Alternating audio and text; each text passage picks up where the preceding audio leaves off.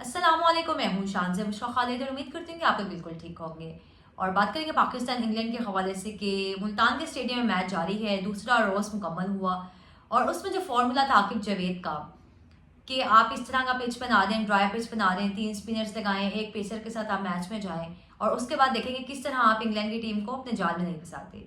चलिए, एक लिहाज से उनका जो ये चीज़ थी कामयाबी हुई कि आपके जो स्पिनर्स थे वो परफॉर्म उन्होंने कर लिया। अगर खुदा ना खास्ता शुरू से जिस तरह की बेन डकेट ने परफॉर्मेंस दी आके और जैक क्रॉले थे वो आगे खड़े रहे, तो अगर वहां पे ये मतलब चले क्रॉले तो आउट हो गए स्टार्ट में, लेकिन बेन डकेट अगर रूट की पार्टनरशिप लग जाती, ब्रूक की लग जाती, तो अगर आपके बॉलर सब परफॉर्म ना कर पाते कि जिस तरह उनकी शुरू की जो पार्टनरशिप थी, ओपनर्स के 71 लगभग कुछ उनके लगी थी, अगर जिस तरह उनकी पार्टनरशिप थी वैसे एक और प्लेयर की लग जाती तो शायद आप जो बातें कर रहे थे तो आपकी बातें जो थी वो रायगा थी, किस्म की कह लें बिल्कुल ही ज़ाया थी। लेकिन आपके स्पिनर्स ने आकर परफॉर्म किया और इन सब का क्रेडिट जाता है साजिद खान को, जिस तरह की उन्होंने बॉलिंग की इस मैच में। और लेकिन वही बात है कि टी टाइम के बाद आके जो परफॉर्मेंस थी बॉलर्स की बेहतर हुई, लेकिन उससे पहले जो थी जिस तरह से डकेट खेले थे वो तो स्पिनर्स को इतना अच्छा खेलते हैं और जिस तरह का टर्निंग ट्रैक था इतना वो कह लें खूबसूरती से खेले थे। अच्छा, एक सहाफ़ी ने उनसे सवाल किया डकेट से मैच के बाद जो प्रेस कॉन्फ्रेंस है उसमें कि आपका जो डेब्यू था वो बांग्लादेश के खिलाफ हुआ और उसमें आपने रन्स नहीं बनाए, लेकिन उसके बाद आपकी अब की परफॉर्मेंस देख लें टर्निंग ट्रैक पे आप किस तरह से आपने खुद को इम्प्रूव किया और अब तक की जर्नी के बारे में बताया आपने एज ए बैटर। तो उन्होंने आगे से किया, कहा कि मैंने तो 60 रन बनाए थे 2 मैचेस में, लेकिन उन्होंने बस मजाकिया अंदाज में जवाब दिया। लेकिन उन्होंने बताया कि उसके बाद जब इंडिया गए तो वहाँ पे स्पिनिंग ट्रैक पे मैचेस खेले, तो एशविन जो है उनके एक बेहतरीन बॉलर है, बेहतरीन स्पिनर है, और उनके खिलाफ जब उन्होंने खेला तो उसके बाद उन्हें बस इतना मजीद उसको एलेबोरेट नहीं किया, इतने डिटेल में नहीं बताया, बस यही कि तब उन्हें इंडिया कप तय के वहाँ पर खेला तो उसके बाद जो आज जहाँ पे स्टैंड कर रहा हूँ, आज जिस तरह क्रिकेट खेल रहा हूँ, तो बहुत उन्होंने अच्छी इनिंग्स खेली। लेकिन अगर बात कर लें कि साजिद की, नोमान की और जाहिद महमूद की कि वो स्पिनर्स हैं, अगर शाहिद खान अफरीदी ने ट्वीट की थी कि आपने यंगस्टर्स को मौका दिया इस मैच में, तो अगर बाबर को आराम दिया, शहीन को आराम दिया, नसीम को आराम दिए तो ठीक है, आप कब तक, मतलब कि उनका कहने का मकसद ये था कि आप नए जो प्लेयर्स हैं, न्यू टैलेंट है, आप उनको प्रमोट करें। लेकिन जहां नुमान, साजिद और जाहिद महमूद की बात आती है तो कहाँ से यंगस्टर्स हैं? शायद उनका कहने का मकसद ये होगा कि उन्होंने इतने पाकिस्तान के लिए भी मैचेस नहीं खेले। लेकिन पाकिस्तान में अमूमन अब ये चीज़ इस चीज़ का कहना ट्रेंड बन रहा है कि कोई भी प्लेयर है, अगर वो आप उसको यंग एज में टीम में नहीं लेकर आते और उसके बाद वो बेचारा पता नहीं कहाँ कहाँ जाके क्रिकेट खेलते हैं, डोमेस्टिक लेवल पर सलील होते हैं और जब पाकिस्तान टीम का हिस्सा बनता है तो उसकी उम्र होती है 35-36। आप इफ्तिखार अहमद को देख लें, ठीक है वो खेल लेते हैं लेकिन उन्हें पाकिस्तान को भी एक मैच भी नहीं जितवाया।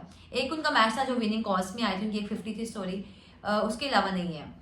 और डोमेस्टिक पे मुल्तान सुल्तान के लिए पीएसएल में वो खेलते हैं, लेकिन अब उनकी अगर आप एज देख लें ना कि जो रियल एज है, तो वो उनकी फेस से हर चीज़ पता चलती है। वो अलग बात है कि उन्होंने खुद को बहुत फिट रखा हुआ है, खुद पे बहुत ज़्यादा मेहनत करती होंगे कि मैंने भी क्रिकेट खेलनी है, लेकिन अब उनका टाइम तो वैसे काफ़ी कह लें कि पहले ही ख़त्म हो चुका था। लेकिन वही बात है कि अब आप नुमान को कितनी देर टीम में चला सकते हैं? आपने इस मैच में सिर्फ इसी दिन प्लेयर्स को शामिल किया, आपने उनको दोबारा बुलाया क्योंकि आपको अपनी इज्जत बचानी थी, आपको ये वाला मैच किसी ना किसी तरह से जीतना है, क्योंकि न्यू सिलेक्शन कमेटी भी है और उनकी तो ईगो हर्ट हो जाती है जो बीच में लोग बैठे हुए हैं सिलेक्शन कमेटी के, अगर वो बात करें वो बात पूरी ना हो।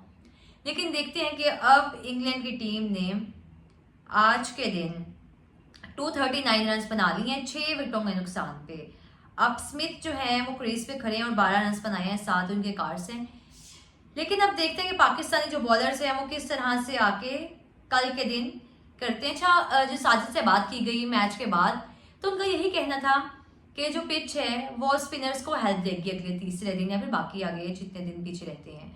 और उसके अलावा जो उनसे पूछा गया तो उन्होंने बताया उनके मुताबिक जो 3 विकेटें हैं वहां पे बॉल अगर आपको हिट करें उस एरिया में तो वहां से हेल्प नहीं मिल रही, मतलब वहां से टर्न नहीं हो रहा, तो आपको ऑफ स्टंप की जाने, मतलब आपको विकेटों से बाहर बॉल करने हैं, मतलब ये इस तरह की पिच है।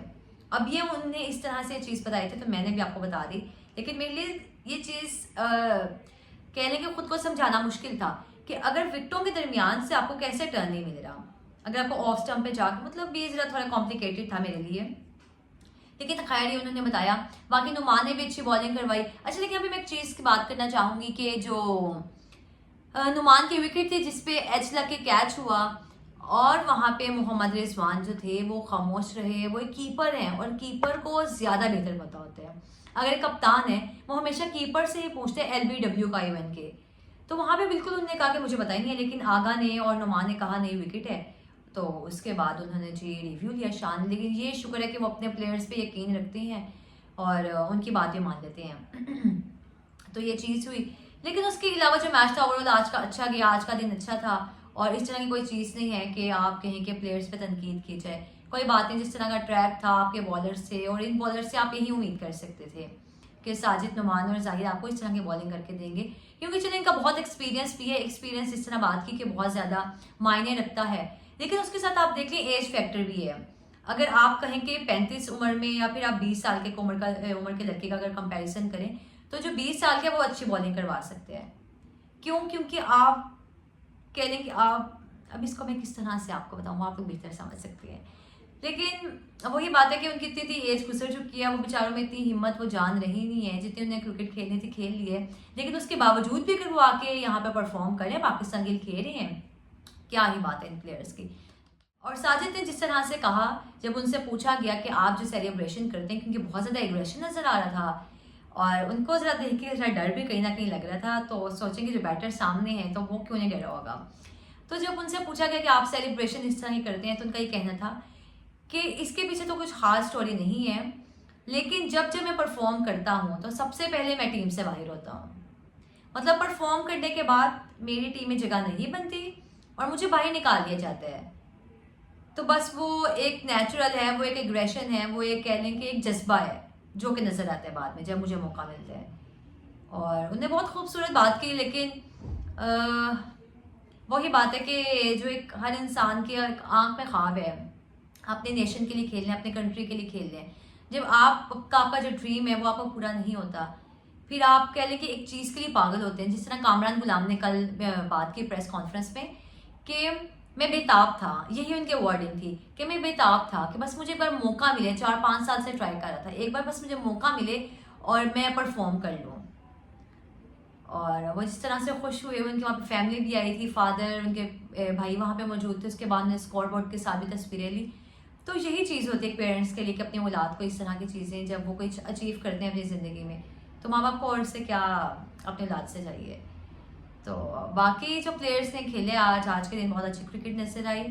और साइम अयूब जो थे वो उनको आज आगे खड़ा कर दिया गया, जी आप आगे फील्ड करें। तो आप काफ़ी बेचारे को दिक्कत पेश आ रही थी, छोटे से हैं अभी, इतनी मुश्किल उनके ऊपर इतनी बड़ी जिम्मेदारी डाल दी है। लेकिन बाकी जो ओवरऑल है, जो आगे ने कैच किया पीछे स्लिप पे, वो भी अच्छा कैच था। तो मतलब प्लेयर्स ने आज एफर्ट की है। एफर्ट क्या, ये वो प्लेयर्स हैं जो कि पहले एक टाइम जब था इनको मौका मिलता था, इन एंड आउट होते थे, तो इनको पता था कि पाकिस्तान में क्रिकेट किस तरह की खेली जाती है, कि आप अपनी जान लगा देते हैं। आप ये नहीं देखते कि आपके एडर्स कैसे बनेंगे, आपकी तस्वीरें अच्छी आ रही हैं, आप खूबसूरत लग रहे हैं बॉलिंग करते हुए, नहीं लग रहे। लेकिन अब के प्लेयर्स में ये सब चीज़ें हैं, उनको इस चीज़ से कम्प्लेक्स है कि बस हम अच्छे लगने चाहिए, बॉलिंग की खैर है। तो बाकी उम्मीद करते हैं कल के दिन जो है पाकिस्तानी बॉलर्स हैं वो लीड लेने से पहले ही विकेटें ले लें, क्योंकि 239 हैं और पीछे 127 चाहिए इंग्लैंड को। तो अगर 4 विकेटें हैं और बॉलर्स हैं तो इजी है। मतलब शायद जिस तरह कल विकेट बिहेव करेगी तो हमें बॉलर्स की बहुत हेल्प मिलेगी। तो इसी के साथ मुझे भी इजाज़त दीजिए और दुआ करें कि पाकिस्तान जो ये मैच है वो जीत जाए। और बहुत सारी दुआएं टीम के साथ, बॉलर्स के साथ, बैटर्स के साथ। और इसी के साथ मुझे भी इजाज़त दीजिए। अपना बहुत सारा ख्याल रखिएगा। अल्लाह हाफ़िज़।